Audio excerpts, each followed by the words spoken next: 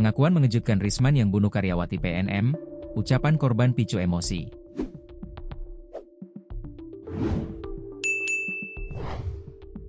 Pengakuan mengejutkan Risman, 33, sebelum melakukan pembunuhan terhadap Hijrah, 19, karyawati Koperasi BUMN, PT Permodalan Nasional Madani, PNM, sempat cari pinjaman untuk lunasi utang, tapi tak dapat. Polisi akhirnya menetapkan Risman sebagai tersangka pembunuhan Hijrah, setelah penyidik mengantongi cukup bukti pada Minggu, 21 September 2025. Kematian Hijrah sempat menggegerkan warga dan keluarganya.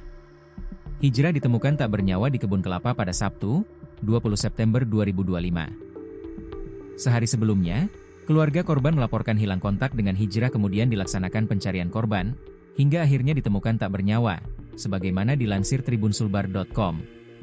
Sebelum ditemukan tewas, Hijrah sempat berkomunikasi dengan atasannya, dan mengaku ketakutan saat menagih utang ke nasabah PNM.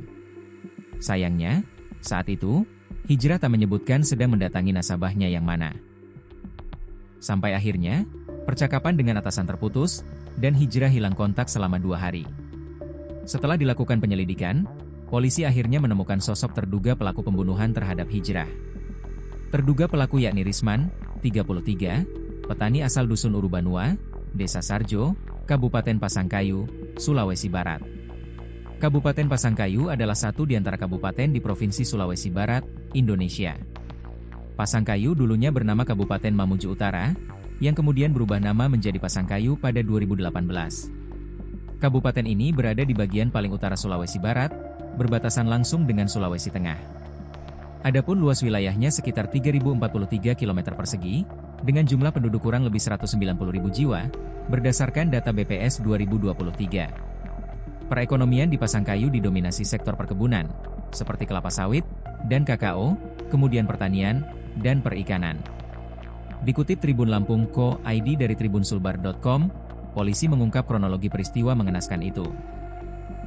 Berdasarkan hasil penyelidikan polisi, tragedi itu bermula pada Kamis, 18 September 2025, ketika Hijrah mendatangi rumah nasabah koperasi tempatnya bekerja. Nama nasabah itu Nurlina, rumahnya di Dusun Urubanua, Desa Sarjo, Kabupaten Pasangkayu, Sulawesi Barat. Saat itu, korban bertemu dengan suami Nurlina, Risman, 33, yang saat ini berstatus tersangka. Kedatangan Hijrah menagih angsuran, namun Risman mengaku belum memiliki uang. Malam harinya, sekitar pukul 21 WITA, korban kembali mendatangi rumah Risman dan mendesak agar pembayaran segera dilakukan. Kepada polisi, Risman mengaku sempat berusaha mencari pinjaman ke tetangga bersama korban, tetapi tidak berhasil. Dalam perjalanan pulang, terjadi adu mulut antara pelaku dan korban. Korban diduga mengucapkan kalimat yang menyinggung pelaku. "Kalau tidak bisa bayar utang, jangan berutang." Ucapan itu diduga kemudian memicu emosi pelaku hingga terjadi tindak kekerasan.